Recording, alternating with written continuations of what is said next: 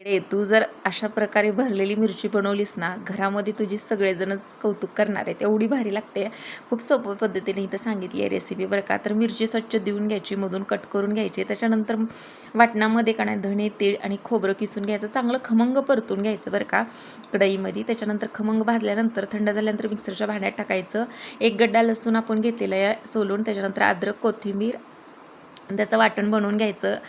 ताटामध्ये आपण थोडं शेंगदाण्याचं कूट घेतले, वाटलेलं वाटण टाकायचं. घरचा काळा मसाला, चिमूटभर हळद टाकायची आणि चवीपुरतं मीठ टाकायचं. एक माप तेल टाकून मसाला चांगला मिक्स करून घ्यायचा बरं का. आणि चांगलं मस्त मिरचीमध्ये आपण चिरलेली मिरची होती ना, त्याच्यामध्ये ठासून सगळा मसाला भरून घ्यायचा. अशा प्रकारे का नाही मिरची खायला एकदम खमंग लागते.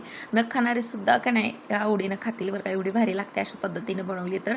कढईमध्ये 2-3 माप तेल टाकायचं, जिरे मोहरी टाकायची. जिरे मोहरी तडकली की ही भरलेली मिरची टाकायची आणि परतून घ्यायचं. पाण्याचा थोडा हपका देऊन का नाही ताट झाकून 5-10 मिनटं वाफ काढून घ्यायची. बरोबर छान अशी मऊसूत मिरची होते. तू सुद्धा नक्की बनव आणि रेसिपी आवडलीस तर लाईक शेअर नक्की कर. परत भेटूया.